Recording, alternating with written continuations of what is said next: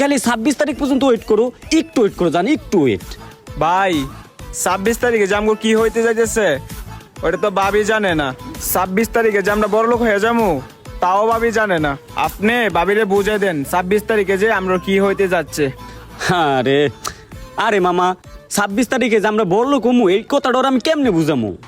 আমি যে হেমিস্টার একটা অ্যাকাউন্ট খুলছি এটা তো হে জানি না। হ্যাঁ রে, আমি এত করে বোঝানোর চেষ্টা করলাম, এই জায়গায় আমার কয়েন মিলন মিলন কয়েন পড়ে রয়েছে যে 26 তারিখে যে আমি একটা বিশ্ব রেকর্ড করতে যাইতেছি, 26 তারিখে হ্যাঁ আমি বিয়াও করতে চাইছি। এটা একটা বিশ্ব রেকর্ড না, এটা হ্যাঁ কে বুঝাইবো? হ্যাঁ একটু রাজি করা তো।